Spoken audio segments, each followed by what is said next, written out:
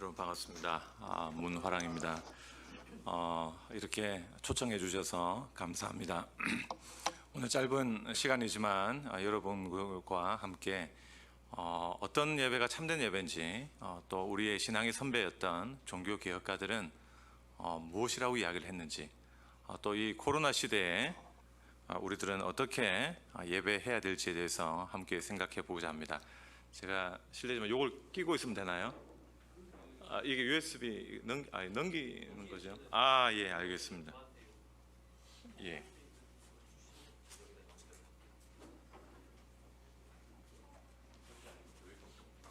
네. 녹음 관련돼요?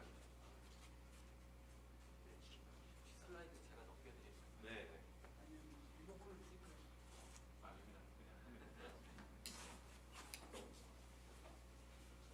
제가 시골 천안에서 올라와서 서울의 이 신문 문명을 제가 잘 몰라 뵀습니다. 이 신학교 교수가 와서 강의를 한다고 하니까 여러분들 좀 걱정이 많이 되실 것 같습니다. 좀 어려울 것 같다, 좀 굉장히 힘들 것 같다, 이렇게 걱정하실 것 같습니다.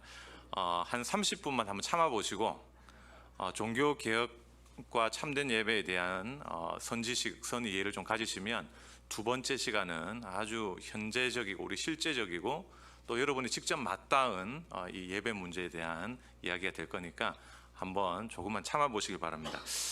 이 예배학 교수다라고 하니까 여러분들이 예배학이라는 과목이 있을까 이렇게 생각을 하실 것 같습니다. 예배학이라는 게 미국에도 1970년대 로마 가톨릭 노틀렘 대학에서 처음 생긴 전공이 되겠습니다. 우리 개신교에서는 1980년대 후반부터 예배학 학교가 미국에 생겼습니다.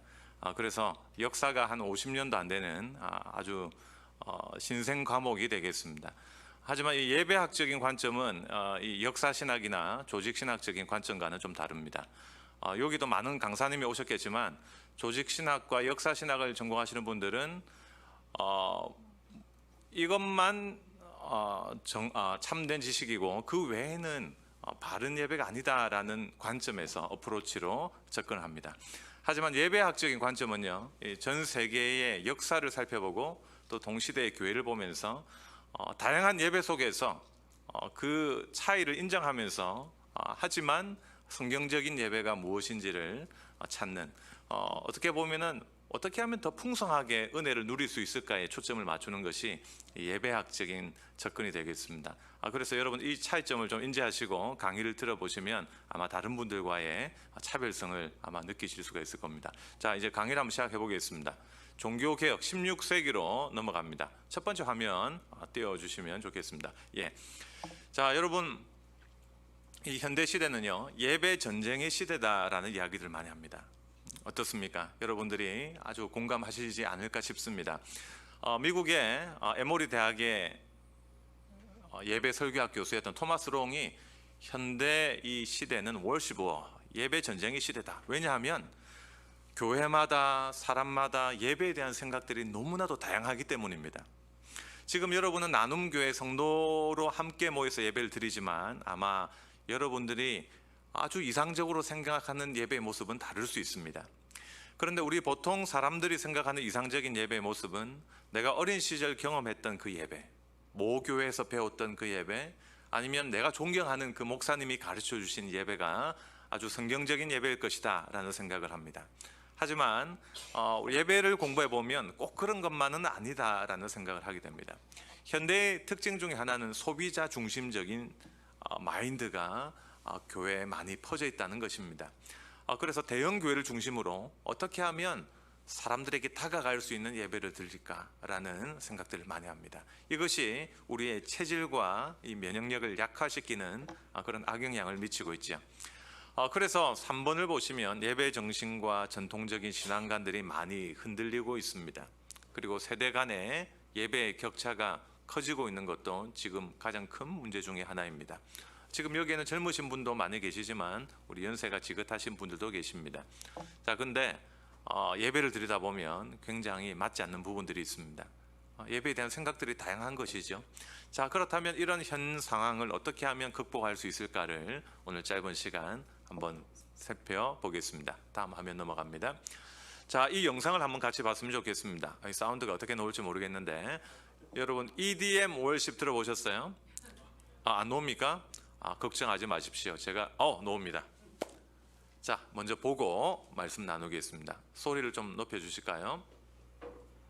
소리가 안 나오면 제가 또 재연을 할 수 있습니다. 예. 자, EDM 월십 들어보셨어요? 일렉트로닉 댄스 뮤직의 준말이 EDM입니다. 여러분 EDM 음악으로 예배를 드려보셨습니까? 아주 허무맹랑한 말이죠. 자, 이런 일이 6년 전 한국에서 벌어졌습니다. 제가 근무하고 있는 고려신학대학원에 매 여름마다 많은 선교팀들이 옵니다. IBF라는 선교단체에 저희들이 장소를 빌려줬는데 EDM 월십을 론칭해서 굉장히 큰 파문을 일으켰던 적이 있습니다. 이거 화면에 안 나오니까 제가 한번 이렇게 재연을 해보겠습니다. 심장이 약하시거나 과도한 분노를 느끼시는 분들은 미리 조심하시기 바랍니다. 저도 살려주네요. 네. 젊은이들이 모여 있습니다. 그리고 어떻게 하면 젊은이들에게 다가갈 수 있을까를 고민하던 그 IBF 수련회 측에서 이렇게 찬양을 이렇게 인도를 했습니다.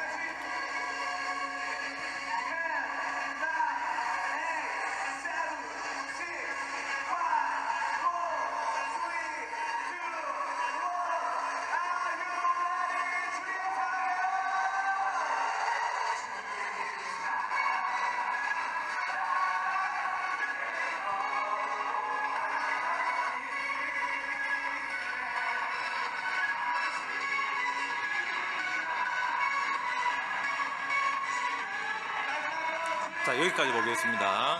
우리 성도님들 너무 지금 동요하시는 게 보이기 때문에 저의 주장과는 무관합니다. 예, 이런 일이 있고 나서 한국에 굉장히 큰 파문을 일으켰습니다. 이 수련회 측에서는 청년들에게 다가가기 위해서 우리가 예배를 한번 기획해 보았다고 했지만 사이키 조명 속에서 그리고 그 젊은이들이 광란에 빠진 모습들을 보면서 과연 누구를 위한 예배인가? 예배의 정의가 무엇인가? 과연 하나님의 관점에서는 무엇이라고 생각하실까라는 그런 논쟁들이 6년 전에 인터넷상에서 아주 대단했던 적들이 있습니다. 자, 여러분들은 어떻게 생각하십니까? 어떤 분들은 요즘 젊은이들 전도도 안 되는데 그런 노력의 차원에서 봐야 되지 않겠냐? 예배와 집회가 다르다면 집회적인 차원에서 용인할 수 있는 거 아닌가라는 생각을 하는 분도 있을지 모릅니다. 하지만 예배학 교수로서 참 우려되는 바가 있다면 시대가 흘러가면 갈수록 소비자 중심적인 예배, 어떻게 하면 사람들의 마음을 흡족하게 할까라는 거기에 더 초점을 맞추다 보니까 예배의 본질이 흔들려지는 일들이 발생하고 있다는 것입니다. 이것뿐만 아닙니다. 한 3년 전인가요? 모 유명한 목사님과 교수님이 교회 주적 이렇게 이야기를 하면서 드럼 논쟁이 촉발되었던 적이 있습니다. 여러분 기억나십니까? 그래서 페이스북에 그분들을 또 추종하는 또 분들이 굉장히 또 옹호하면서 교회에서 드럼을 없애야 된다 이런 이야기를 하신 분이 계셨고, 또 전국의 10만 드러머들이 스틱을 땅바닥에 던지면서 그 사람 누구야 이렇게 했던, 그 저하고 이렇게 가까이 있는 분이기 때문에 그분 어떤 분이야 이렇게 물어봤던 그 집사님의 아주 분노가 가득했던 그 표정도 떠오릅니다. 근데 여러분 음악적으로 생각하면 사실 그 드럼이라는 것은 수많은 악기들의 그 리듬과 질서를 부여하는 역할을 합니다. 그리고 성경의 시편에는 다양한 악기들이 있죠. 자, 문제는요, 그 어떻게 우리가 그것을 바라보고 또 활용하는가의 문제인데, 근데 이런 논쟁이 촉발된다는 것 자체가 정말로 아직까지 예배에 대한 정립이 우리가 바로 되어 있지 않구나라는 생각을 할 수 있다는 것입니다. 자, 이제 서론에는 이런 문제 제기를 좀 하면서 그렇다면 무엇이 바른 예배고 또 우리의 신앙의 선배인 16세기 종교개혁가들은 뭐라고 말했는지를 좀 살펴봤으면 좋겠습니다. 오늘 강의하는 이 1교시의 내용은 2017년도 제가 출간했던 예배 종교개혁가들에게 배우다라는 책을 중심으로 남은 시간 강의를 진행해 보겠습니다. 다음 화면 부탁드립니다. 예배학 수업을 듣던 어떤 친구가 저한테 손을 들면서 교수님, 현대 예배를 한마디로 시적으로 표현하고 싶습니다, 이렇게 이야기를 했습니다. 그래서 제가 한번 해보십시오 했더니 현대 예배를 한마디로 시적으로 표현하자면 예배인 듯 예배 아닌 예배 같은 예배가 많은 것 같습니다, 이렇게 이야기를 했습니다.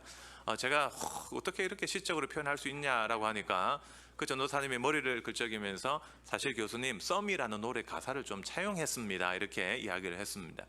자, 그런데 제가 물어봤습니다. 왜 전도사님 눈에는 현대의 많은 교회들이 예배인 듯 예배 아닌 예배 같은 예배를 많이 드린다고 생각하십니까? 라고 하니까 다양한 이야기를 했지만 대형 교회에서 주로 이렇게 론칭을 했던 구도자 예배, 시커스 월십 이야기를 했습니다. 저기에 나오는 화면의 모습은요, 미국 시카고 일리노이주 시카고에 있는 윌로우 크릭 교회입니다. 제가 시카고에 5년을 살았거든요. 그래서 윌로우 크릭 교회를 탐방을 아주 자주 했습니다.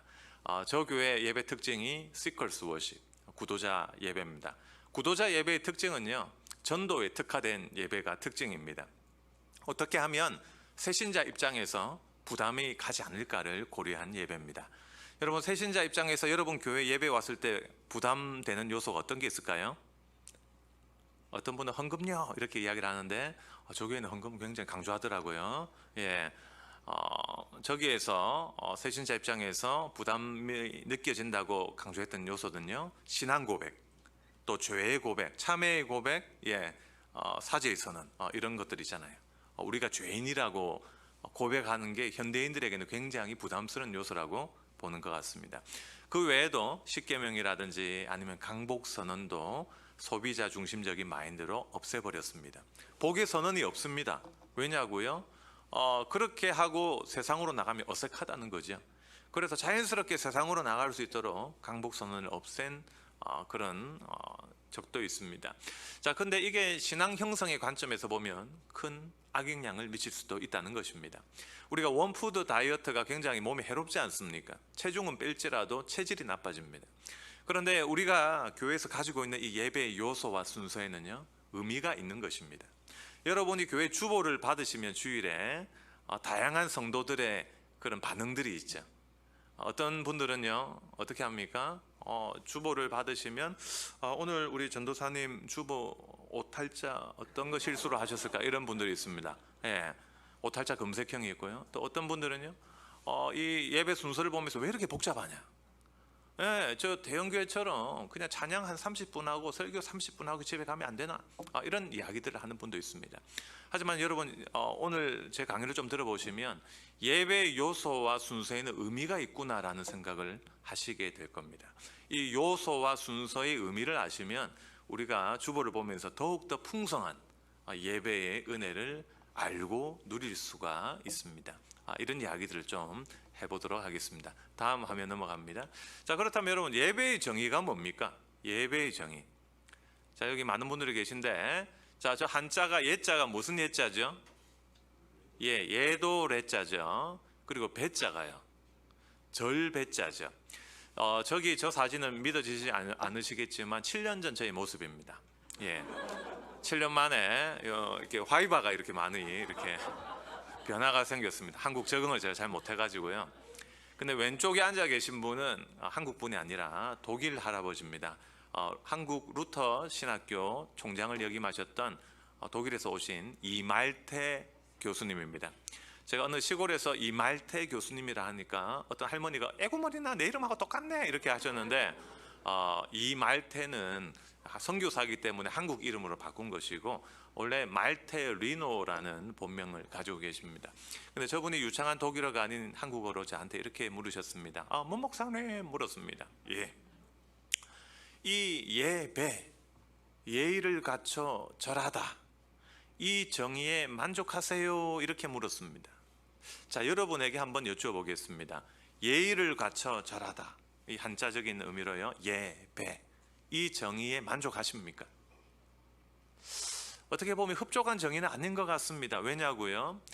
독일어로 다음 화면을 보시면 예배는 고테스딘스트라는 단어를 쓰고 있는데 두 가지 의미가 동시에 포함되어 있습니다. 이 서비스 오브 갓, 서비스 오브 피플, 하나님이 먼저 우리를 섬겨 주셨기 때문에 우리도 하나님을 섬긴다라는 의미가 함께 포함되어 있습니다.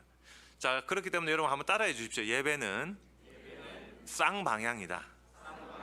하나님이 우리에게 내려오시는 방향이 있고요, 우리가 하나님께 올라가서 하나님과 만남과 교제가 일어나는 것이 우리가 드리는 이 공예배입니다. 자, 그래서 여러분 주일 제가 아직 주보를 받지 못했지만 여러분 교회 주보의 순서를 보면 여러분이 화살표를 그릴 수가 있습니다. 자, 제가 그 예시를 좀 들어볼 테니까 여러분이 위에서 아래로, 아래에서 위로 이렇게 대답해 주십시오. 알겠죠? 찬양은요, 방향이 어디서 어디입니까? 아래에서 위로죠. 그러면 말씀, 이 성경 봉독은요, 위에서 아래로죠. 아래에서 위로 아닙니다. 하나님 이 말씀 들으십시오 아닙니다. 하나님이 우리에게 주시는 이 말씀입니다. 예, 그 다음에 오는 강설, 이 설교는요, 방향이 어디서 어디죠? 위에서 아래죠. 자, 그렇기 때문에 이 성경 봉독은요, 굉장히 예배 가운데 중요시되는 순서였습니다. 그래서 예전에 종교개혁 당시에는 이 설교자가, 이 교역자가 주님의 말씀을 낭독을 해줍니다. 그러면 성도들이 그것을 아멘으로 받고 하나님의 말씀으로 받는 아주 중요한 순서였습니다. 그런데 이 말씀 전에는 조명을 위한 기도라는 순서가 있었습니다. 우리 목사님들께서 설교하시기 전에 기도하시잖아요. 또 우리 대표 기도를 장로님이 하실 때 말씀의 은혜를 위해서 기도하시잖아요. 그게 보면 16세기에 이 조명을 위한 기도로부터 나온 것입니다. 말씀의 저자이신 성령께서 말씀을 풀어달라고 하는, 은혜를 달라고 하는 의미에서 드렸던 기도입니다. 자, 그러면 헌금은요, 봉헌 순서 어디에서 어디로? 아래에서 위로. 강복 선언은요? 예, 그래서 하나님께서 우리를 복을 주셔서 세상으로 파송하시는 거죠, 그죠? 위에서 아래로입니다. 자, 그러면 여러분 위 아래 아래 위 다 너무 잘 아시는 것 같은데, 자, 광고는요? 위에서 아래다. 한번 손 들어봅니다. 위에서 아래다. 예, 아니다. 위에서 아래는 아니지. 아래에서 위지. 자, 한번 손 들어봅니다.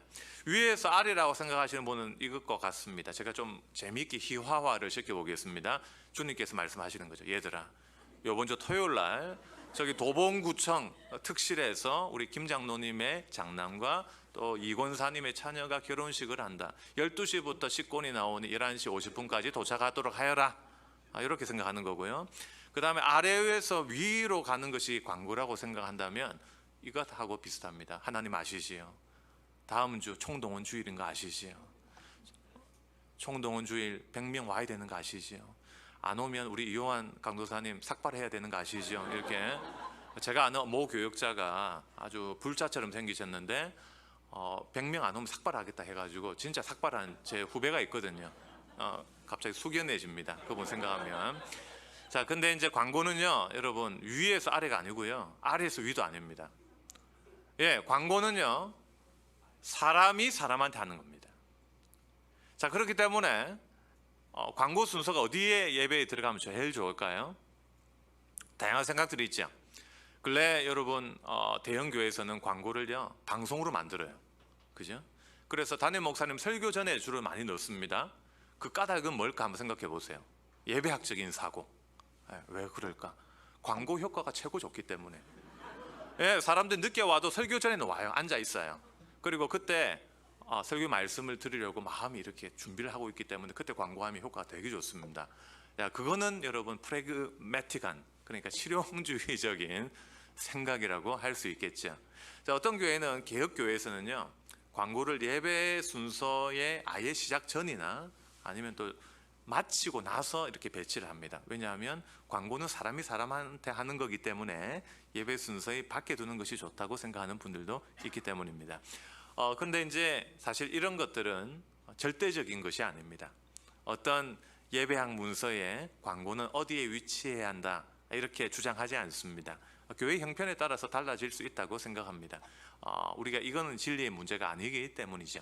자, 근데 교회를 보면 이런 아주 아디아포라라고 해야 될까요? 절대적인 진리의 문제가 아닌 것에 목숨을 거는 분들이 가끔씩 있습니다. 그래서 이거 내가 존경하는 그 목사님은 이렇게 주장하지 않았는데 이 순서 잘못된 거 아닙니까? 뭐 이렇게 하는 그렇게 해서 교회 싸움이 일어나는 교회들이 꽤 있습니다. 옛날에요, 70년대에 한국 교회 요 뒷면에 십자가가 있어야 되나 없어야 되나 논쟁 때문에 갈라진 교회도 있습니다. 제가 있었던 그 미국의 어떤 그 지역의 교회는요, 한인 교회에서는 아이들 그 널서리 그 방에 벽지를 뭐로 할 건가 색깔 때문에 쪼개진 교회가 있습니다.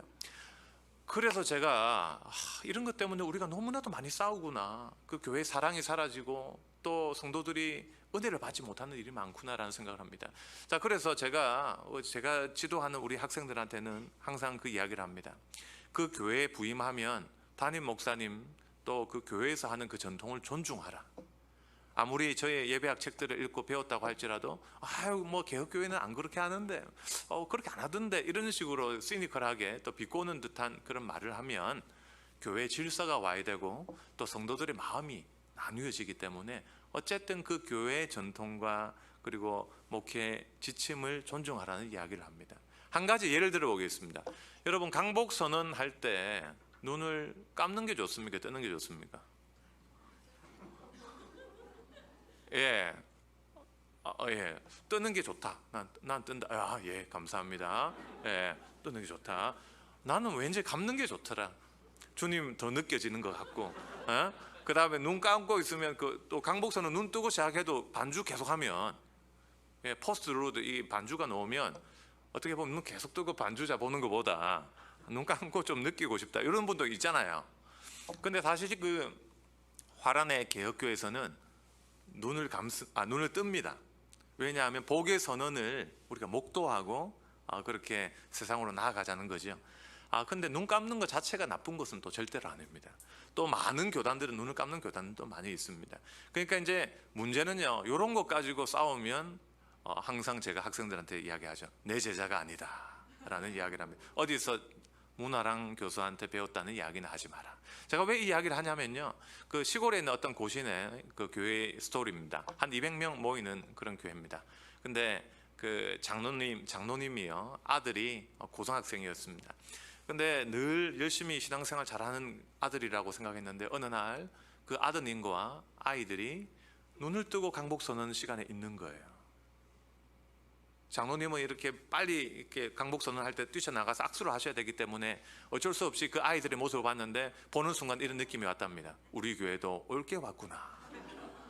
신천지가 드디어 우리 아이들한테 들어왔구나 하면서, 그래가지고 나중에 이제 아들한테 물어보고 자초지종을 이야기하니까 그 아들이 그 이야기를 했어요. 새로 오신 우리 강도사님이 교리 공부를 가르치시고 참 훌륭하신 분인데 개혁신학에서 배운 대로 얘들아, 이번 주부터 우리 모두 강복선언 때 눈을 뜨는 거야. 알겠지? 화이팅! 이렇게 이야기를 하고 흩어졌답니다. 그러자 그 수사한 그 아이들이 진짜 눈 뜨니까 좋다 하면서 그렇게 했는데, 그때 장로님 눈에 그 장면이 들어왔고 그게 교회의 큰 분쟁의 불씨가 될 뻔한 그 상황이었습니다. 토요일 밤 1, 11시쯤에 전화가 왔습니다. 그 교회 갑 부임한 제가 아는 어떤 형님이었습니다. 담임 목사 형님이죠. 그러니까 그 담임 목사님께서 이 일을 어쩌나 이렇게 저한테 이야기를 했습니다. 보통 담임 목사님들한테 토요일 저녁 이후에 전화하는 거 참 여러분 참 실례잖아요. 그죠? 담임 목사님 얼마나 마음이 복잡하시겠습니까? 근데 그 밤에 담임 목사님이 저를 찾았다. 그 교회로서는 큰 일이 아닐 수 없었던 것입니다. 자, 그래서 형님 무슨 일입니까? 그 이야기를 했습니다. 근데 제가 대뜸 그 이야기 했습니다. 그 강도사님 제 제자 아니죠? 저한테 안 배웠죠? 이렇게 이야기를 했습니다. 확실히 안 배웠대요. 제가 그 이야기를 했습니다. 저한테 배웠으면 그렇게 안 했을 텐데, 그 이야기를 했습니다. 예, 이 이야기를 하는 까닭은 아주 재미있는 이야기 같지만 사실 이런 지역적인 문제 때문에 교회에서 너무나도 많이 분쟁이 있더라. 그래서 여러분, 우리가 좀 넓은 마음을 가지고 서로의 목소리를 청종하고 또 과연 성경과 또 종교개혁 전통과 또 우리 교단의 전통은 어떠한지를 살펴보는 것이 더 필요하겠다라는 생각을 여러분께 미리 제가 좀 예방주사격으로 이렇게 말씀을 드립니다. 아시겠죠? 예, 너무 잘 따라오시는 것 같습니다. 다음 화면으로 넘어가겠습니다. 자, 예배는 드리는 것이다, 받는 것이다, 보는 것이다, 이런 또 의문이 들죠. 예, 드리는 것이다가 더 옳다고 생각하시는 분 계십니까? 아니면 받는 것이다가 더 옳다고 생각하시는 분이 있습니까? 은혜 받잖아요. 우리가 진짜 예배 때 은혜 받죠. 하나님의 은혜와 위로를 받죠. 아니면 또 우리는 드림도 있습니다. 그죠? 하나님께 찬양과 경배를 드리고 마음을 물질에 담아 봉헌으로 하나님께 드립니다. 근데 제가 그 육군 군목 출신이거든요. 얼굴 딱 보면 이 군인의 각이 이렇게 전역하지 너무 오래돼가지고 다 사라져 버렸습니다. 그 제가 1사단 15연대라고 JSA 제3땅굴 뭐 도라 전망대 있는 그 지역에 군목을 했습니다. 근데 이제 저희 군종병이 기타를 잘 쳤습니다.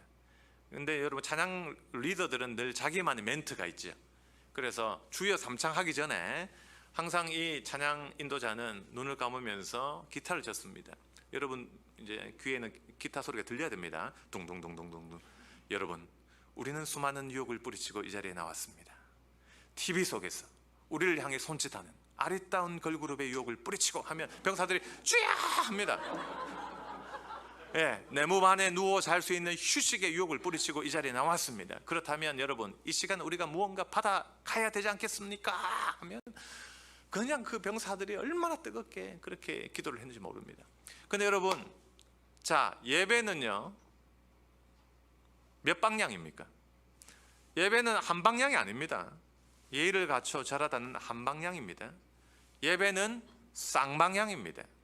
자, 그런 차원에서 봤을 때는 1번과 2번이 틀린 정의는 아니지만 부족한 정의죠. 자, 그러면 남는 게 몇 번입니까? 3번이죠. 예배는 보는 것이다. 왜냐? 이거는요 서울 분들은 잘 몰라 무슨 말인지. 예, 저는 부산입니다. 예, 아주 그 억양에서 인토네이션에서 나오죠, 그죠? 예, 부산 사람 엄마들은요, 야야 엄마 예배 보고 올게, 집 잘 지켜라, 이렇게 이야기를 하십니다. 예, 웃으시는 분들은 저와 고향이 좀 비슷하시지 않을까 이렇게 생각이 듭니다. 예, 예배는 보는 것이다. 뭐 국어적인 표현에 또 뭐 뉘앙스 차이가 있고 한데 사실 그 중세 예배가요, 여러분 자국어로 예배를 못 드렸습니다. 이제 우리가 종교개혁가들 배울 텐데 중세 때는 라틴어로만 예배를 드렸습니다. 라틴어로만 예배를 드리니까 알아들을 수가 없는 거예요. 그래 이제 신부님이 거양성체라고 그래가지고 영어로 엘리베이션이라고 그러는데 빵과 잔을 올립니다. 그럼 로마 카톨릭 화채설에 의하면 그 본질, 서브스탠스가 주님의 몸과 피의 서브스탠스로 바뀝니다. 화채입니다. 그때 성도들이 뒤에서 보고 나 예배 드렸네, 은혜 받았네, 주님 임재하셨네 하면서 가는 예배가 중세교회 예배의 특징이었다는 것입니다. 마치 이와 같죠. 우리가 일제시대 겪었지 않습니까? 그래서 우리가 일본어를 알지도 못하는데 얼마나 괴로웠겠습니까? 도조 요리시쿠 신주쿠 구다사이. 여러분 무슨 말인지 저도 모릅니다. 예, 저 일본말 전혀 모릅니다. 마치 이와 같은 예배가 중세의 예배의 특징이었다는 것입니다. 은혜를 받을 수가 없죠. 그래서 지금 우리가 살펴볼 16세기 종교개혁가들은 이해를 강조하는 예배를 주장했습니다. Worship, Seeking, Understanding. 뭔가 알고 이해하고 예배를 드리자는 거죠. 하나님의 말씀대로 그 말씀을 이해하자는 그 예배가 16세기 종교개혁의 특징이었다는 것입니다. 넘어갑니다. 자, 그래서 이거 다 했습니다. 넘어가겠습니다. 자, 그래서 우리 개혁주의, 여러분 우리는 개혁교단 아닙니까? 개혁교단의 예배의 정의는 예배는 일종의 언약갱신이다라는 것입니다. 여러분 언약은요 하나님이 우리에게 자신이 스스로를 묶으시는 겁니다. 언약은 묶는다라고 하는 의미가 있습니다. 자, 우리가 이 세상을 살아갈 때 얼마나 참 주님 앞에 죄송스러운 일들이 많습니까? 참 부족한 죄인들입니다. 저부터가 죄인입니다. 근데 매주 반복되는 이 예배는 하나님을 향한 우리 사랑을 새롭게 하는 그런 행위가 됩니다. 우리는 예배의 시작 부분에 주님 앞에 회개하고 참회하고 용서를 받으면서 또 우리의 마음을 새롭게 합니다. 이것이 바로 매주 드리는 예배가 중요한 까닭입니다. 근데 코로나 시대에 이것들이 무너지고 있습니다. 참 이 코로나 전염병이 무서운 병 아닙니까? 전염성으로만 따지면요. 자, 그런데 이제 이게 우리 신앙의 리듬을 깨트려 버리는 것입니다. 뭐 어쨌든 교회에 안 올 수 있는 그 여건과 그리고 우리 말할 수 있는 것도 충분했잖아요. 우리가 예배 드리는 그것도 중요하지만 사회적인 사명도 중요하다. 그래서 감염을 예방하기 위해서 우리 교회들은 최선의 노력을 다했습니다. 자, 근데 이제 2년이 지나가 보고 생각을 해보면 그렇게 어려움에도 불구하고 모이고자 하는 열정을 가진 그 성도들 자체를 폄하하면 안 된다라는 생각이 드는 거예요. 저는 참 전국에 많은 교회들을 다녀봤습니다. 코로나 때도 참 많은 교회를 매주 다녀봤습니다. 근데 어떻게 하든지 간에 그 상황 속에서, 정부의 지침 속에서라도 그 인원이라도 부수를 늘려서라도 최대한 만나려고 하는 그 교회는요, 지금 코로나가 이제 뭐 엔데믹이다, 뭐 풍토병화되어 가고 있다 이야기를 하지만 뭔가 교회의 활기가 아직도 남아 있습니다. 근데 그때 진짜 너무 교회가 다친 교회들은요, 회복하기가 쉽지 않은 거예요. 그러니까 진짜 서서히 쇠퇴의 움직임이 느껴지는 그런 현 상황임을 직감할 수 있습니다. 그래서 저는 한국 교회가 지금부터 참 중요하다고 생각합니다. 여러분, 앞으로 다양한 또 질병들이 올 줄 모릅니다. 어떤 상황이 올 줄 모릅니다. 말세의 특징이 그거잖아요. 모이기를 피하는 사람들의 어떤 습관과도 같은 일들이 많아지는 것이 말세의 특징인데, 그럼에도 불구하고 우리는 어떻게 모이고 또 함께 교제하고 또 우리 신앙을 다음 세대로 전수할 건가, 이런 중차대한 사명들을 저희들이 가지고 있습니다. 여기에 대해서는 다음 시간에 좀 더 살펴보고요, 넘어가겠습니다. 자, 그래서 종교개혁의 주요 과제를 한번 살펴봅니다.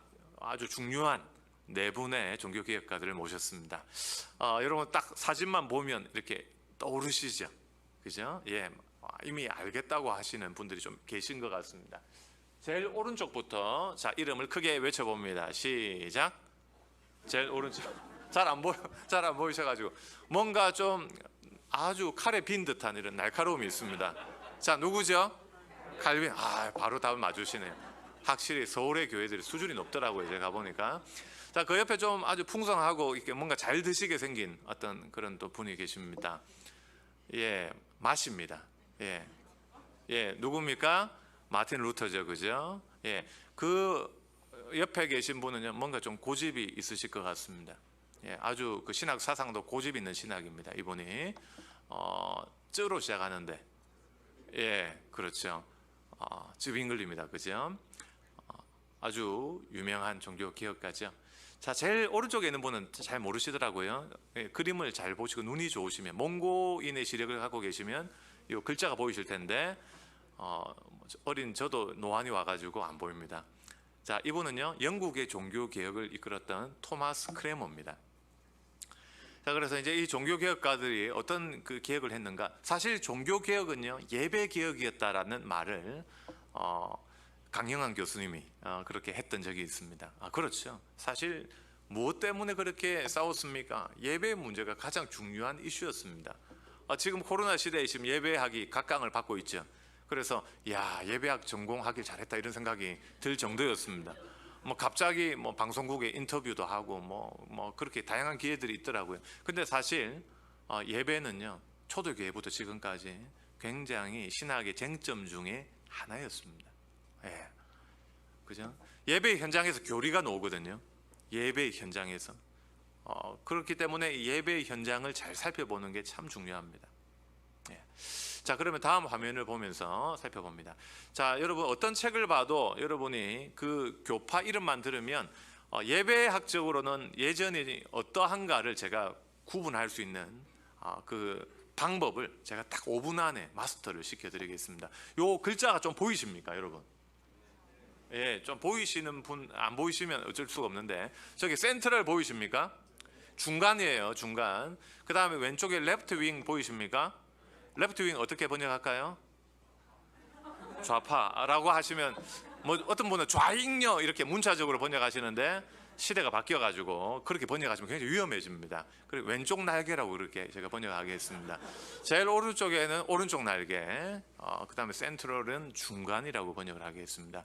자, 제일 왼쪽에 도표에 보시면 16세기라고 적혀 있죠. 16이라고 적혀 있죠. 그 16세기 당시입니다. 그리고 제일 밑에는요, 21세기를 말합니다. 자, 보시면요, 요거는 예배의 모습입니다. 그러니까 예배학적으로 예배의 중간에 위치한 교파가 어디입니까? 리폼드 개혁파죠. 그러니까 우리 개혁파가 예배학적으로 보면 딱 중간에 위치하고 있습니다. 자, 근데 16세기 당시에 왼쪽으로 가면 갈수록 예배가 어떻게 되느냐? 아나베프티스트 뭐 이렇게 나오죠. 자, 오른쪽으로 갈수록 예배가 어떻게 되느냐? 오른쪽으로 가니까 앵글리칸이 있고 성공회를 말하죠. 그 다음에 루터란이 있습니다. 자, 오른쪽으로 갈수록 예배가 형식이 어떻게 되겠습니까, 여러분? 복잡해지죠. 그러니까 16세기 당시에 성공회보다 루터란이 가장 복잡했습니다. 그리고 왼쪽으로 갈수록 예배가 간단한 거예요. 아나베프티스트 예배는요, 진짜 간단합니다. 예.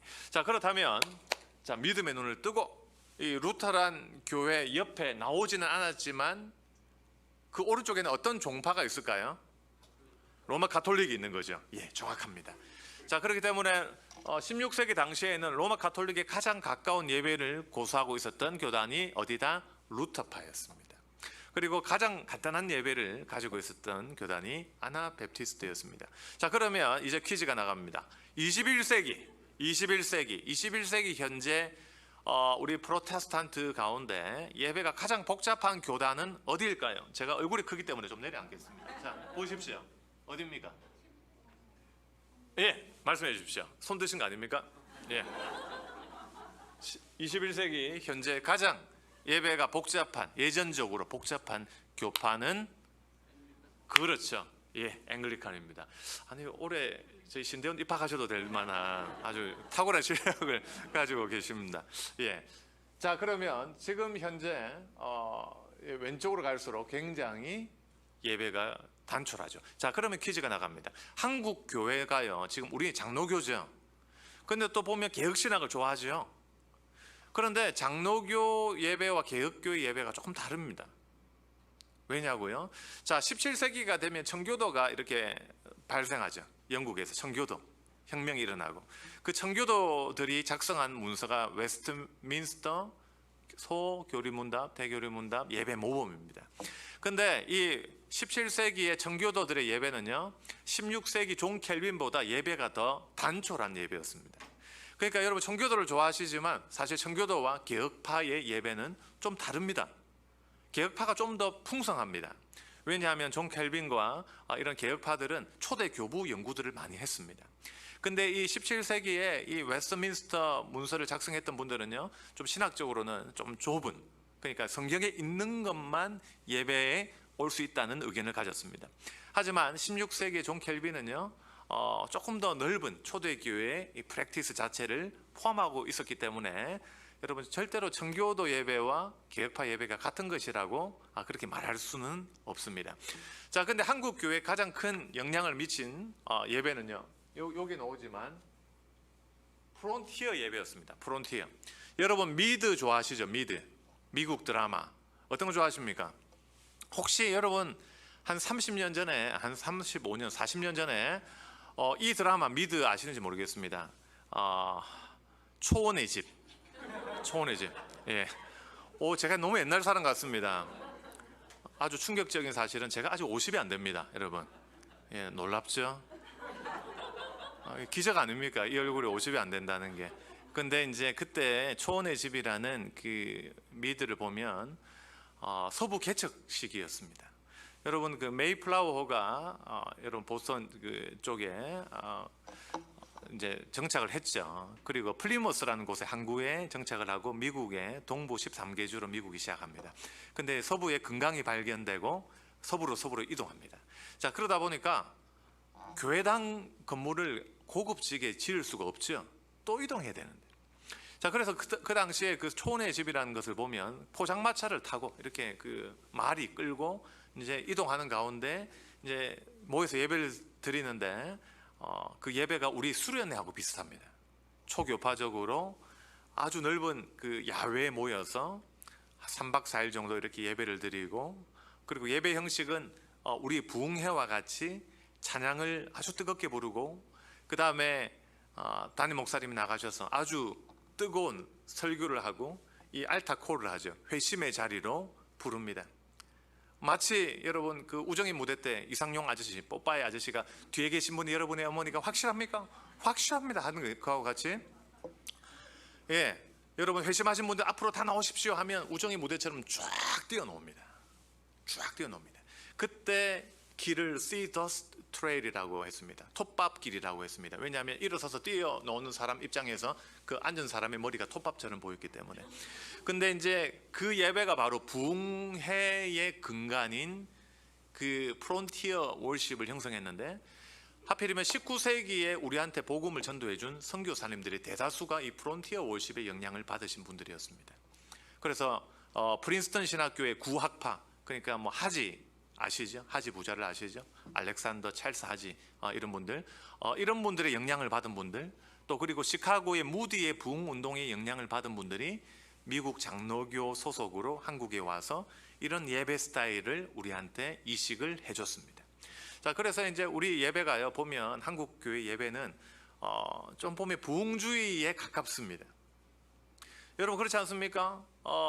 이 경배와 찬양 여러분 잘 아시죠? Praise and Worship. 예전에 하스테반 목사님이 하면 뭐 체육관에 그냥 사람들이 가득 모였죠. 예. 근데 그 경배와 찬양 월십이요, 교파적으로는 어느 교단에서 나온 건지 아십니까? 어디서 나온 것 같아요? 네, 맞습니다. 정확하십니다. 오순절에서 나왔습니다. 오순절 교파는 1900년도에 태동을 하죠. 세계 부흥 운동과 이 교회를 같이 합니다. 근데 1960년대 이후에 은사 운동가, 그리고 또 전 세계적으로 Praise and Worship, 경배와 찬양 운동이 전 세계를 휩쓸었습니다. 그리고 이 운동은요, 심지어 모든 종파의 예배 시작 부분에 영향을 미쳤습니다. 그래서 뭐 우리 고신뿐만 아니라 뭐 순복음, 합동 뭐 다 가봐도 예배 시작은 밴드 스타일의 Praise and Worship, 이 예배가 석권한 모습을 우리가 볼 수가 있습니다. 이게 다 보면 프론티어 워십과 오순절 예배의 영향을 우리가 많이 받았다라는 것입니다. 이런 교파적인 차이가 있구나라는 여러분 생각들을 좀 아시면 다음에 어떤 책을 읽거나 그리고 예배 이슈가 등장해도 좀 쉽게 풀어 나가실 수가 있을 것 같습니다. 다음 화면 넘어갑니다. 자, 그러면 중세 로마 가톨릭 예배가 어떻게 했는지 한번 살펴보겠습니다. 네. 여러분 그 중세를요, 로마 가톨릭이 유럽을 석권했다고 해도 과언이 아닙니다. 800년도에 교황 레오가요, 프랑크 왕국의 황제였던 샤를마뉴 대제를 왕으로 임명합니다. 그러니까 교황권이요, 굉장한 거죠. 한 나라의 왕을 세울 수도 있는 그런 아주 정치적인 권력들이 생겨나게 되죠. 1076년도에 그레고리 7세가 왕을, 영국의 헨리 왕을 출교시켜 버립니다. 그러니까 이 세상에서의 정치적인 또 종교적인 그런 권세들이 교회에 집약되는 아주 교회, 중세 교회를 가톨릭이 석권하는 일들이 일어나게 되었습니다. 다음 화면요. 자, 그래서 가톨릭 예배의 특징, 여러분 혹시 천주교에서 오신 분들 계십니까? 천주교 로마 가톨릭에서 또 이렇게 괜히 또 손 들면 또 이렇게 곤란해지고, 네, 지금 이미지도 좋은데 하면서 이렇게. 예. 근데 여러분 그 로마 가톨릭의 영세를 우리 고시는 인정합니다. 왜냐하면 성부, 성자, 성령의 이름으로 세례를 줬기 때문에 우리는 그분들 세례 받은 걸로 인정을 합니다. 교회 법적으로요. 근데 그분들은 우리 세례를 인정을 안 합니다. 되게 기분이 나빠요. 우리도 그냥 확 인정 안 해버려 이런 생각이 드는데, 근데 이 로마 가톨릭 예배의 특징이 뭐냐면 위계적입니다. 아주 철저하게 계급주의입니다. 그러니까 이 교황이 지금도 굉장하게, 그죠? 이 베드로의 어떤 후계자 아닙니까? 직속 후계자 아닙니까? 전 세계에, 그죠? 그래서 여러분 그 신부들이 고난이 굉장히 셉니다. Father 이렇게 부르죠. 함부로 하지를 못해요. 예. 가끔씩 이렇게 목사님들이 농담 삼아, 그다음 말은 하면 실수하겠네요. 여기까지만. 예. 점점점. 예. 자, 그래서 이제 이런 것들이 예배의 모습에도 나타나는데, 다음 화면을 보시면, 자, 8세기 로마 전례서 이 구글에 여러분 오르도 로마노 프리무스라는 이 글을 써보시면 영어 번역본이 PDF로 공짜로 이렇게 다운로드 받으실 수 있습니다. 마치 피라미드와 같은 구조입니다. 평신도가 밑을 깔아줍니다. 그리고 점점 올라가면 교황이 꼭지점에 자리 잡고 있습니다. 넘어갑니다. 자, 이런 교황권의 그 아주 극성한 시기에 건축물을 보면 얼마나 그때 교회가 힘이 있었는가를 볼 수가 있습니다. 고딕 양식입니다. 고딕 양식의 특징이 이 첨탑이죠. 하늘을 치솟아 올라와 있는 첨탑과 그리고 황실에 들어온 것과 같은 착각을 일으키는 스테인드 글라스, 그 당시에 교회의 모습들을 볼 수가 있습니다. 넘어갑니다. 자, 근데 중세 후기가 되면요, 종교개혁 바로 전야입니다. 전야, 종교개혁 전의 분위기를 보면 이 예전 예배가 굉장히 복잡해집니다. 절기가 너무 많아요. 예, 그 보면 그 로마 가톨릭에서 오신 분들은 아시겠지만 별 절기가 다 있어요. 뭐 성모 승천일, 뭐 성모 무음 수태일, 야, 제가 이제 삼사관 학교에 훈련을 받는데 거기에는 기독교, 천주교, 불교가 다 같이 훈련 받거든요. 그래 신부님들 이제 자기들은 이렇게 소개합니다. 우리는 병장 120호봉이다라고 하면서 이제 신부님들은 어떤 분들이 오느냐, 자기들끼리 제비뽑기를 합니다. 그래가지고 자기들 말 그 워딩을 그대로 따오면 재수가 엄청 없는 분들이 다시 병장을 마치고 다시 잡혀오는 분들이 신부님입니다. 군에 안 됐죠. 여러분 뭐 입장 바꿔서 다시 군대 가시면 가시겠습니까? 근데 저희들은 이제 28, 29 이제 사고를 치면 병으로 갈 수 있는 아주 불안한 그런 신분으로 입대를 합니다. 그리고 법사님들도 이제 와 계십니다. 근데 신부님들, 우리가 이제 주일이 되면요, 9시 되면 저희들도 삼사관학교 교회, 중성대 교회 가고 그분들도 이제 법당과 성당에 가는데 신부님들이 10시가 돼도 안 오는 거예요. 아니 하루 종일 가 있는 거예요. 근데 보니까 전부 다 얼굴이 벌개져가지고 오셨어요. 아니 보니까 다들 술을 엄청나게 드셨더라고요. 그 성찬식 마쳤는데 마치고 또 뭐 계속 성찬식을 했나 봐 자기들끼리. 예. 큰일이죠. 근데 이제 보니까 거기에 마리아하고 관련된 절기에 기뻐할 수밖에 없었다 하면서 이렇게 이런 신부님이 갑자기 생각이 납니다. 자, 근데 이제 그게 중세에 되면요 교회 타락이 일어납니다. 사실 그 4세기에 그 컨스탄틴 대제가 초대 교회 이후에 로마 제국에서 이 기독교가 국교화 되지 않습니까? 근데 이제 그게 장점도 있지만 사실 단점도 있는 거예요. 1세기, 2세기에는 순교 신앙이 살아 있었습니다. 진짜 삶과 죽음의 경계선상에서 성도들은 정신을 바짝 차릴 수밖에 없었습니다. 근데 이제 국교화되고 나니까 교회 안에는 참된 신자도 있지만 나이롱 신자들도 막 들어오는 거예요. 군교회가 그렇죠. 지휘관의 그 종교에 따라서 기천물의 희비가 바뀌는. 그래서 와, 장례 집사님 오시니까 그냥 그대로 전도가 되더라고요. 근데 그 안에는 사실 그때 핍박받던 때를 아주 그리워하는 성도들이 있기 마련이죠. 예. 자, 그래서 이제 중세의 로마 가톨릭 예배는 너무나도 많은 절기들과 금식일들이 있었습니다. 교회에. 그래서 종교개혁가들이 굉장히 이런 부분들을 많이 비판합니다. 근데 그럴 수밖에 없는 게 대역병으로 유럽 인구의 3분의 1 이상이 죽었잖아요. 흑사병.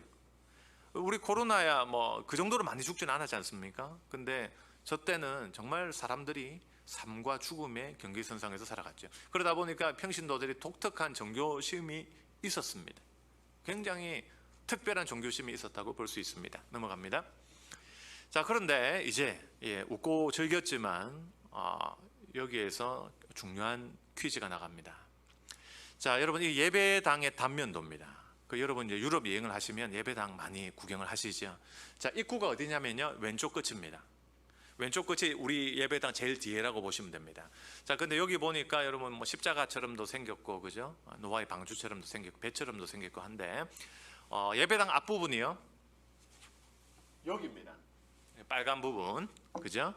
자, 그러면 뒤에서 와서 앞으로 가는 거예요. 자, 근데 이제 중세 때는요 이 강단을 설교단이 아니라 알타가 있죠. 제단이 있죠. 왜냐하면 희생제사의 개념이 있기 때문에 이 메스라는 것 안에는. 자, 그렇기 때문에 알타가 하나만 있는 것도 사실 마음이 불편한데 우리 개혁파의 입장에서는 저 왼쪽에 글들을 보시면 사이드 알타라고 보이십니까? 몇 개가 있습니까? 좀 많이 있는 것 같아요. 자, 이게 왜 이렇게 제단이 많이 있을까요? 교회당 안에 왜 사이드 알타가 있을까요? 혹시 이거 아시는 분 있습니까? 저희 책 예배 종교개혁가들에게 배우다에 나오는 내용인데요. 자, 중세는요 봉헌 미사라는 게 있었습니다. 봉헌 미사는 뭐냐면 죽은 사람의 운명을 예배를 드림으로써 좌우할 수 있다는 생각이었습니다. 근데 우리도 생각해 보면 교육을 안 받고 교리를 공부하지 않으면 참 이렇게 한 번씩 이렇게 좀 허무한 질문들을 많이 받습니다. 제가 부산에 있던 모 교회에서 굉장히 신실한 권사님이 있는데 이 권사님이 우리 수석 부목사님을 찾아와서 이야기를 하더랍니다. 목사님 기도 좀 해주이소. 내 제일 친한 저 친구가 죽었다 아이가. 근데 교회를 안 다니고 죽었는데 어쩌노? 좋은 곳 가도록 기도 좀 해주이소. 이렇게 기도했다는 말씀을 하셨다는 이야기가 있습니다. 여러분 제가 그분을 이렇게 깔려고 하는 이야기가 아니고, 그러니까 목회를 하다 보면 이제 황당한 경우들이 좀 있습니다. 근데 중세에 그런 일들이 있었던 거예요. 봉헌 미사라는 것이 여러분 그 교회 보화라는 이론이 있었습니다. 중세에. 그래서 그 남은 공로, 예배에 남은 공로가 쌓여서 죽은 사람의 그 연옥에 있는, 로마 가톨릭의 교리에 따르면 연옥에 있는 그 성도를 구원할 수 있다는 거예요. 그래서 여러분 면벌부라는 것 자체가 그거 아니에요. 동전이 딸랑하면 영혼이 올라온다는 이 잘못된, 그래서 성 베드로 성당이 지어진 거 아니겠습니까, 여러분? 예, 이런 잘못된 것들이 있었죠. 자, 그러다 보니까 미사를 잘 인도하는 그 사제를 모셔다가 돈 많은 집안이 사이드 알타 부분에서 사적인 미사를 죽은 사람을 위해서 드렸던 그 기록과 흔적이 저기 건축물 안에 있구나라는 것을 우리가 보고 배울 수가 있습니다. 아주 잘못된 거죠. 연옥 사상뿐만 아니라요. 그리고 죽은 자의 자를 위해서 우리가 기도할 수 없죠. 그죠? 예, 넘어갑니다. 자, 저기에 이제 또 보면 이제 거양성체라는 것이 나옵니다. 거양성체는요, 호c est enim corpus meum, 이것은 나의 몸이다라고 하면서 라틴어를 읊으면서 들면 그 빵과 그리고 포도주가 주님의 실제 몸과 피로 바뀐다는 것이 로마 가톨릭의 화채설입니다. 화채입니다. 몸채자, 수박의 계절이죠.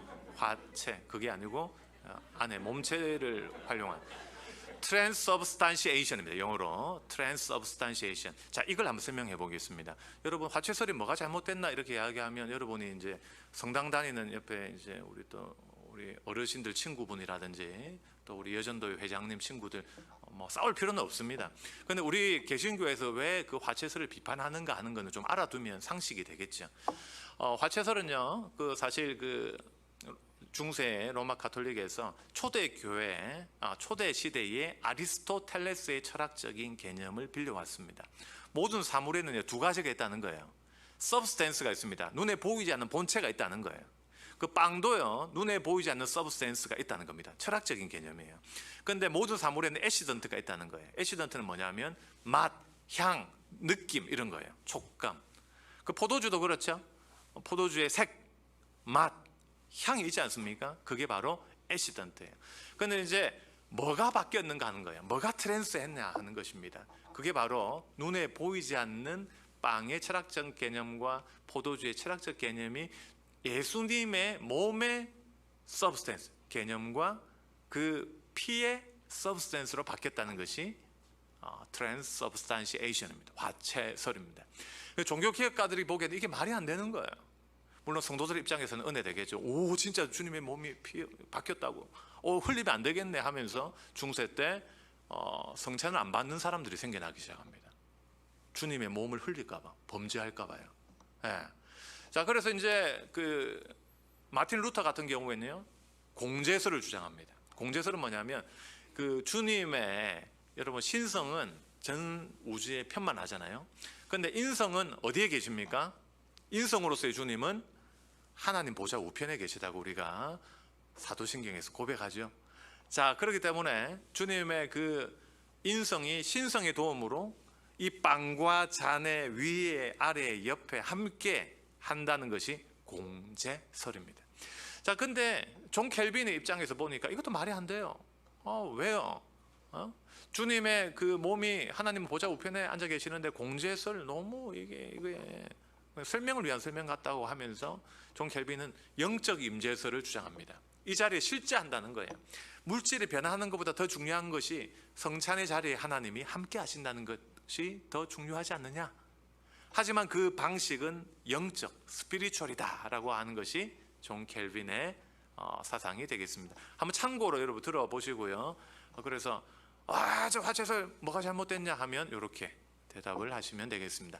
넘어가겠습니다. 자, 그래서 이제 그 로마 가톨릭을 보면 이제 피라미드와 같이 꼭지점에 주교가 있고요. 그리고 이 사제를 중심으로 이렇게 예배를 드립니다. 그래서 이것은 나의 몸이다 하면서 축성을 하는데, 종교 개혁가들은 그 희생 제사의 의미가 너무 강하지 않느냐라고 합니다.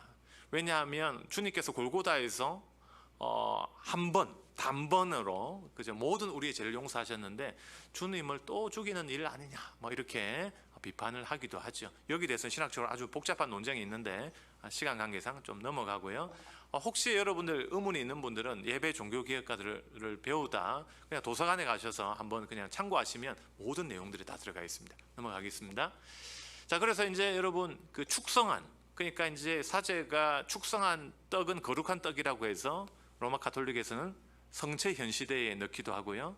그 다음에 감실이라고 하는 특별한 곳에 넣어서 보관하기도 합니다. 넘어갑니다.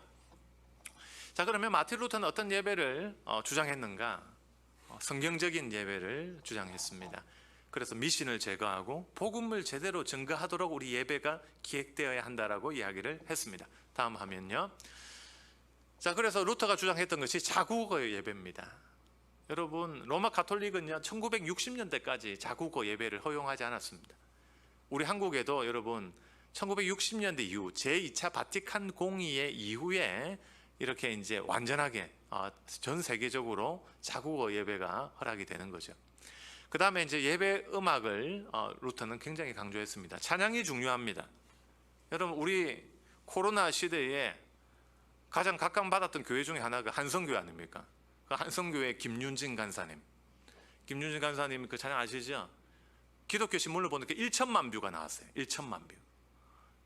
여러분, BTS가 아닙니다. 블랙핑크가 아닙니다. 코로나 기간 동안에 1,000만 뷰. 제가 너무 기가 죽었습니다. 저희 최대 조회수는요 여러분 1,100회입니다. 그것도 제가 저희 집사람과 아이들을 부탁을 했습니다. 아빠 좀 도와주라 했습니다. 저도 한 몇 번 눌렸겠죠.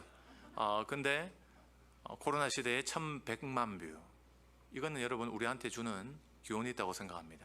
근데 종교개혁가들이요 중세 때 그 사제들만의 어떤 찬양대만의 어떤 집중되었던 그 찬양을 회중 찬양으로 돌렸다는데 그들의 개혁에 초점이 있습니다. 특히 마틴 루터는 찬송시를 많이 썼습니다. 그리고 교리를요 찬송가로 만들어서 노래로 불렀습니다.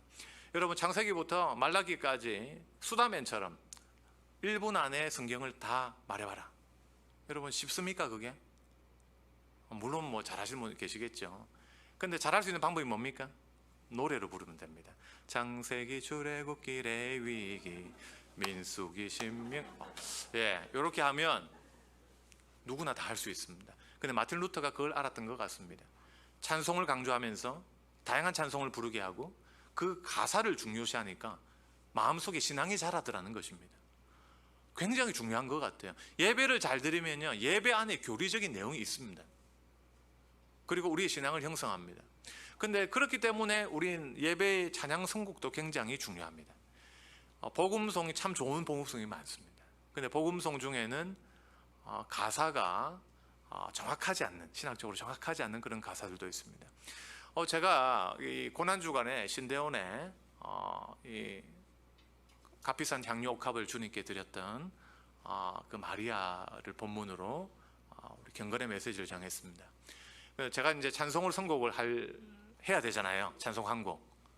딱 여러분 무슨 찬송이 떠오릅니까? 그 본문에 맞는 찬송하면 값비싼 향유를 주께 너무 은혜가 되는 거예요. 여기까지만 불렀을 때. 근데 그 다음에 나오는 게 막달라 아니잖아 이렇게 딱 나오는 거예요. 그 나사로의 누이 마르다 아닙니까, 그죠? 마리아 아닙니까, 그죠? 자, 그걸 보면서 야, 우리가 부르는 찬송가 또는 복음송 또 여러 가지 그 내용 중에 참 그 신학적이고도 또 다양한 것들을 찝으려고 하면 찝을 게 참 많겠구나라는 생각을 했습니다. 그래서 이제 우리 찬양을 굉장히 선곡을 잘해야 되는데, 자 넘어갑니다. 그 우트라키즘이라는 것은요, 떡과 잔을 둘 다 주라는 겁니다. 중세 때 잔을요 성도들한테 안 줬어요. 그래서 교회 바벨론 포로라고 하는 루터의 3대 논문집을 보면 왜 성찬식 때 성경은 떡과 잔을 다 주라고 했는데 잔을 빼앗았느냐라고 이야기를 합니다. 넘어갑니다. 자, 근데 이제 루터 친구들이 찾아옵니다. 루터 씨, 종교개혁가들 예배도 왜 그렇게 다양합니까? 칼빈 예배가 다르고 루터 씨 예배가 뭐 다양하고 왜 이렇게 마틴 부서 예배가 다양합니까? 하나를 내려주십시오. 그걸로 통일하겠습니다. 우리가 따라하겠습니다. 이야기를 합니다. 그때 마틴 루터가 했던 말이 아주 걸작입니다. 여러분, 하나님께서는 우리에게 자유를 주셨습니다. 그죠? 그래서 사람들의 양심을 속박하는 경직된 법으로 만들지 마십시오. 하나로 통일하는 것은 로마 가톨릭이나 가능한 이야기입니다. 그렇죠? 로마 가톨릭과 교황이 내려주면 끝이에요.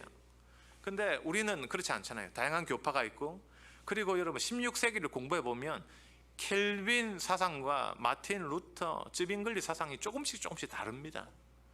그렇기 때문에 이 시대에 아까도 제가 예배 순서에 대한 이야기를 했지만 뭐 하나만이 옳다라는 생각은 굉장히 편협한 생각일 수도 있다라는 것입니다. 다음 화면 넘어갑니다. 자, 우리는 가능한 동일한 의식을 가지면 좋습니다. 우리 교파 안에도. 하지만 이미 예배 잘 드리고 있는데 그걸 막 헤집어서 우리 걸로 따르게 하는 것만이 참된 개혁은 아닙니다. 이렇게 마틴 루터가 독일 미사와 예배 순서라는 소논문집에서 이야기를 했습니다. 넘어갑니다. 자, 근데 이거는 우리 직무를 유기하겠다는 것은 아닙니다. 우리 예배가 잘못되었을 때는 언제든지 성경에 비추어서 고쳐야 된다라는 것을 전제로 합니다라고 그렇게 루터가 이야기를 하고 있습니다. 예, 넘어갑니다. 여러분 이 이야기 들으셨죠? 예, 그 마틴 루터가 그 종교개혁할 때 영적인 전투를 많이 했다. 그래서 마귀가 한 번씩 나타나서 루터 네가 그렇게 해서 되겠어? 종교개혁가가 이렇게 내면이 더러워서 되겠어? 하면 마틴 루터가 벽을 향해서 잉크병을 잡아 던졌더니 마귀가 사라졌다. 뭐 이런 이야기, 그걸 한번 읽어보신 분, 설교를 한번 들으셨거나, 예, 이런 이야기가 많아요. 그 제가 이제 요 책을 쓰는데 각주를 인용해야 될 거 아닙니까? 각주가 없는 거예요. 와, 각주 없는데 이거 듣기는 엄청 들었어. 또 엄청 어릴 때부터 들었어. 그래서 제가 그 미국의 유명한 루터라는 신학자들한테 수소문을 해가지고 물어봤더니 저 내용이요 사실은 안 나온답니다. 루터 작품에. 루터의 소교리 문답에 조금 나온답니다. 근데 어떤 분은 여기 책상에 나오는 그 마귀를 찍었다 뭐 이런 제가 글을 읽은 적도 있고요. 또 그 벽에 잉크 던졌다는 것도 있는데 그거는 여러분 전설입니다. 예, 정확한 것은요, 루터는요 힘들 때마다 자신의 세례를 기억했다고 합니다. 자신이 받았던 그 세례 말입니다. 유아 세례는 기억이 잘 안 나겠죠? 그게 생각나는 분들은 좀 탁월하신 분일 겁니다. 근데 이제 저기서 말하는 것은 이제 성인 세례를 말하는 거겠죠. 내가 그 예수님 처음 믿었을 때 거기로 돌아가라는 겁니다. 여러분 첫사랑을 회복하자는 그런 말 아니겠습니까? 종교개혁할 때 힘들 때마다 나는 세례를 받았지, 나는 하나님의 자녀가 되었지, 인침을 받았지, 요걸 생각하면서 그 어려움을 이겨냈다. 우리 신자들도 이겨내자는 겁니다. 근데 여러분 우리 한국의 입교식이 참 밋밋해요. 왜냐하면은 물이 없잖아요. 근데 그거는 뭐 어쩔 수 없는 거고. 근데 세례식 때 나머지 사람들은 그 내면 속에 어떤 작업을 하고 있는가를 생각해 보면 진정 우리가 세례를 은혜를 다시 누리고 있는가를 한번 돌아보게 됩니다. 근데 사실 그 시간은요 종교개혁가들이 내가 받았던 세례를 기억하고 이제 물론 그분을 축복하고 축하하고 믿음의 공동체로 편입된 것을 우리가 셀러브레이션하는 그런 아주 축제가 되어야 되겠고, 그리고 이미 세례를 받은 사람은 거기에 감사하고 그 신앙으로 돌아가는 그런 작업들, 내면의 작업들이 그 시간에 함께 있어야 한다는 것입니다. 굉장히 우리한테 주는 메시지가 있습니다. 넘어갑니다. 예, 요거 다 넘어갈게요. 자, 다 넘어가겠습니다. 시간 관계상 아무리 좋은 강의도 오래 하면 여러분 너무 힘드실 수 있기 때문에 10분 안에 제가 한번 마무리를 해보겠습니다. 다 넘어가겠습니다. 예, 다 넘어가겠습니다. 예, 다 넘어가겠습니다. 다 했고요. 자, 칼빈으로 넘어갑니다. 예, 칼빈으로 그 정도 들었으면 됐습니다, 여러분. 예. 자, 칼빈의 그 예배 요소를 보면요, 죄의 고백과 사죄에서는 율법이 굉장히 특징적입니다. 뭐 여러분 교회 참회 기도와 사죄에서는 있는지 모르겠지만, 이 존 켈빈이요, 이 목회를 처음 할 때 예배 순서와 그리고 스트라스부르에 가서 예배 순서가 좀 다릅니다. 왜냐하면 제네바에서 목회하다가 사람들이 반대에 부딪혀서 3년간 스트라스부르로 도망치게 됩니다. 그리고 그 스트라스부르에서 프랑스어를 쓰는 사람들 회중 예배를 인도하게 됩니다. 근데 존 켈빈이요, 원래 예배를 드릴 때 십계명을 먼저 위치를 하고 죄의 고백을 하고 사죄선을 했습니다. 그러니까 너무 예배가 무거운 거예요. 십계명만 해도 무거운데 그 다음에 또 죄의 고백을 하니까 사람들이요, 십계명을 구원의 조건처럼 여기게 되는 거예요. 그래서 율법의 제3용법처럼 죄의 고백과 그 다음에 사죄의 선언을 하면요, 사람 마음이 어떻게 바뀝니까? 굉장히 고맙죠. 하나님께 은혜 감사하죠. 용서받았잖아요. 자, 그 감사한 마음으로 율법 십계명을 노래로 부르는 것입니다. 그러니까 완전히 의미가 달라지죠. 왼쪽에 있는 목회 초기의 순서는 십계명이 구원의 조건으로서의 십계명, 부담스러운 십계명. 하지만 목회를 좀 해보고 지혜롭게 바꾸니까 용서받은 그 신자의 고백으로 십계명을 노래로 불렀다. 여러분 주기도문 찬송 아시죠? 하늘에 계신 아버지 이름 거룩하사. 여러분 이 주기도문 찬송이 얼마나 감명 깊은 노래입니까? 얼마나 우리 한국에 큰 영향을 미쳤습니까? 마치 이와 같이 십계명을 노래로 불렀다는 것입니다. 찬양이 얼마나 우리에게 큰 영향을 미치는가 하는 것입니다. 제가 이 이야기를 했더니 해마다 제가 이제 십계명송을 주기도문송의 퀄리티에 비견할 수 있을 정도로 잘 만들어 오면 A뿔을 주겠다. 예배학과 교회교육 A뿔을 주겠다고 하니까 학점에 눈먼 전도사들이 아주 이상한 그 찬양들 많이 만들어 옵니다. 첫 부분을 들어보면 많이 들어봤어요. 그리고 두 번째는 좀 다른 노래인데 또 들어본 노래예요. 뭐 이렇게 프랑켄슈타인처럼 이렇게 막 접합을 하기도 하고, 또 어떤 친구들은 요즘 또 트로트의 시대 아닙니까? 진짜 트로트 찬양을 녹음해가지고 보내왔는데 그냥 수찬 정지를 시켜버릴까 보다 이런 생각을 좀 해봤고요. 그리고 어떤 친구는요, 앞에 딱 나가더니 갑자기 여러분 고등 래퍼 아시죠? 고등 래퍼. 교수님 비트 주세요. Drop the beat 하면서 십계명을 이렇게 하다가 분위기가 진짜 안 좋았거든요, 여러분. 뭐 대고려신학대학원에서 그죠? 그 친구 학교 그만뒀습니다. 예. 진짜 좀 보고 싶은 친구이긴 한데 어떻게 사는지 궁금합니다. 자, 그래서 여러분 예배를 어떻게 기획하고 순서를 배치하느냐가 이게 진짜 중요하다는 것을 우리 존 켈빈을 보면서 그렇게 알 수가 있습니다. 자, 넘어갑니다. 자, 켈빈의 그 책을 많이 읽어보면요, 핵심은 그냥 한 가지예요. 우리가 예배 형식에만 마음을 두는 것이 아니라 우리 중심이 어떠한가를 살펴보라는 것입니다. 여러분의 예배자로서의 중심이 어디에 있습니까? 하는 겁니다. 넘어갑니다. 자, 그래서 제가 그 주석을 보면서 제가 정리를 도표화 한번 시켜봤습니다. 제가 많은 켈빈 책을 봤지만 한 문장으로 요약하자면 켈빈의 참된 예배의 특징은 다음과 같습니다. 우리 왼쪽부터 같이 한번 읽어보겠습니다. 시작. 첫 번째, 시작. 예배가 참된 예배다. 참된 예배는 마음에서 우러나오는 예배여야 합니다. 강압이나 어떤 부담감이 아닌 마음에서 나오는 예배. 그리고 신실한 예배가 되어야 됩니다. 그래서 우리의 옷 복장과 또 시간 준수와 이 모든 것들 하나님 앞에 정말 신실한지를 살펴봐야 될 것입니다. 그리고 우리가 예배의 외적 요소에 너무 침잠할 것이 아니라 정말 영적인 예배인가, 스피리추얼 워십인가 한번 살펴봐야 된다라는 것이 존 켈빈이 우리에게 주는 교훈이라고 볼 수가 있습니다.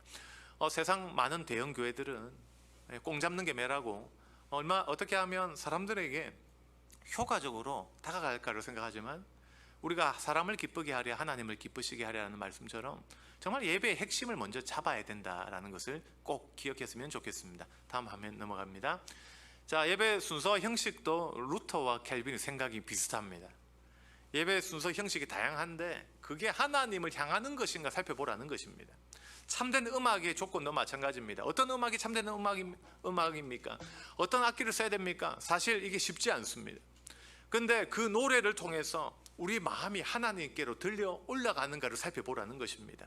내 마음이 하나님께 집중되는가를 살펴보면 답이 나올 거라는 것입니다. 아까 우리가 그 초두에 봤던 EDM 월십, 청년들이 얼마나 열광이었습니까? 와 하면서 그냥 얼마나 뛰었습니까? 근데 저는 그 EDM 속에서 하나님께 마음이 집중이 안 되던데, 저는 모르겠어요. 뭐 집중되시는 분이 뭐 1만 명 중에 1명꼴로 놓으면 모르겠지만, 그때 저는 그 분위기 속에서는 예전에 그 나라라 슈퍼보드가 생각이 났습니다. 치키치키 차카차카 뭐 이게 생각이 나더라고요. 그 계속 노래 속에서.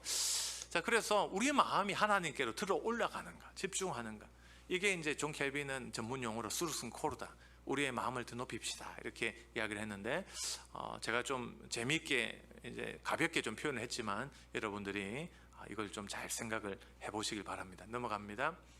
자, 그래서 이제 지금 찬양 논쟁도 지금 나오잖아요. 시편만 불러야 된다고 주장하는 분이 있고, 어떤 분은 옛날 찬송만 불러야 된다, 아니면 또 젊은이들은 야 우리는 좀 복음송 좀 부릅시다, 이런 논쟁들이 있죠.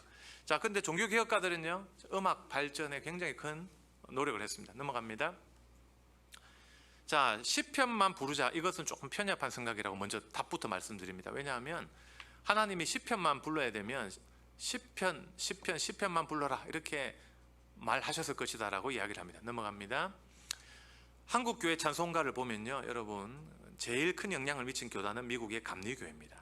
파니 크로스비, 예수를 나의 구주 삼고를 비롯한 다양한 찬송, 거의 다 감리교 신자들이 많습니다. 자, 넘어갑니다. 자, 근데 시편의 장점이 있습니다. 저는 시편을 회복시켜야 된다고 생각합니다. 왜냐하면 가사가 성경적입니다. 그리고 우리 신자가 그 겪는 고난 속에서 드리는 그 예절함 기도가 시편의 가사로 묻어져 옵니다. 너무나도 회복시켜야 되는 전통인데, 문제는요 우리가 가지고 있는 이 시편 찬송가가 너무 올드 튠입니다. 너무 옛날 노래예요. 그렇기 때문에 서양의 옛날 곡조를 지금 한국에 갖고 오면 한국 사람 귀에는 에헤야디야 이렇게 들릴지도 모릅니다. 마치 그와 같을지도 모릅니다. 그래서 북미의 개혁교회에서는 시편 찬송을 현대화시켜서 우리가 현대인인 제가 들었을 때도 마음이 뜨거워지는 일들이 비일비재했습니다. 근데 제가 오늘 뭐 영상을 이렇게 안 틀어드렸습니다만, 시간 관계상 지금 우리도 한국도 시편이 좋다면 이걸 현대적으로 이렇게 찬송가 수준으로 들리는 그런 작업들을 좀 해야 됩니다. 여러분 가운데 음악가들이 있으면 참 앞으로 좀 이런 일들에 교회 음악에 또 헌신하시는 분들이 좀 많이 젊은이들 가운데 나왔으면 좋겠습니다. 넘어갑니다. 자, 넘어갑니다. 자, 그래서 초대 기독교인들은 성령을 비롯해서 다양한 찬양을 불렀음을 우리는 역사적인 사례를 통해서 알 수 있다라는 것입니다. 넘어갑니다. 골로새서 3장과 에베소서 5장의 시와 찬미와 신령한 노래. 자, 이것은요 시편만을 의미하는 것이 아니라 다양한 찬양이 가능함을 이야기해 줍니다. 넘어갑니다. 자, 이거 다 넘어갈게요. 자, 다 넘어가겠습니다. 자, 그래서 이제 결론으로 넘어갑니다. 제가 공부했던 미국의 켈빈 신학교는요 북미 개혁교회 크리스천 리폼드 철치에 속한 교단입니다. 이 교단은 아브라함 가이퍼와 헤르만 바빙크의 후손으로 개혁신학에 투철한 교회들입니다. 하지만 이들은요 왼쪽에 있는 시편 150편을 완벽하게 현대화시킨 찬송가와 Sing a New Creation이라고 옆에 적혀있는 복음송 찬송가를 같이 예배에 사용하고 있습니다. 우리한테 주는 교훈이 있다고 생각합니다. 넘어갑니다. 마무리를 하겠습니다. 참 귀한 분이셨죠. 고귀한 시간 낭비 예배라는 책을 쓰셨던 마르바 던입니다. 한 3년 전에 돌아가신 것 같아요. 이분의 강의를 들었던 적이 있습니다. 이분이 말했던 것이 바로 이겁니다. 예배는 단순히 전도의 도구가 아니다. 예배는 하나님의 무한한 광의에 휘감기는 것이다. 예수를 나의 구주 삼고 그 찬송의 3절 가사가 이거 아닙니까? 세상과 나는 간 곳 없고 구속한 주만 보이도다. 저는 하나님의 무한한 광의에 휘감기는 예배란 바로 어떤 상황에 처하든지 간에 세상과 나는 간 곳 없고 오직 나를 구원하신 주님, 주님만 우리 눈앞에 보이는 것이 참된 예배가 아닌가 생각을 하게 됩니다. 여러분, 우리는 코로나 시간을 겪으면서 정말로 예배가 얼마나 소중한가를 깨닫게 되었습니다. 근데 우리 자신에게 물어봐야 됩니다. 정말 그 코로나 기간 동안에 하나님 보시기에 나는 어떠한 예배자였는가 하는 것입니다. 이제 일상으로의 복귀를 앞두고 우리는 정말로 우리 신앙의 선배인 이 종교개혁가들의 투철한 예배 정신을 물려받아야 할 것 같습니다. 중세 말기에도 흑사병이 있었습니다. 중세 말기 종교개혁가들의 문헌에도 흑사병에 대한 이야기들이 나옵니다. 그럼에도 불구하고 이 사람들 두려웠겠지만 교회를 지켰습니다. 자리를 지켰습니다. 우리가 더 무서운 질병 또 더 무서운 환란이 앞으로 말세에는 있겠지만 그럼에도 불구하고 하나님을 사랑하는 마음 변치 않고 여러분의 삶의 자리에서 하나님을 진정으로 예배하고 하나님이 주시는 그 놀라운 하늘로서 내리는 신령한 은혜와 복을 받아 누리시는 저와 여러분이 되시기를 주님의 이름으로 간절히 축원합니다. 제가 마무리 기도하고 우리 쉬는 시간으로 넘어가겠습니다.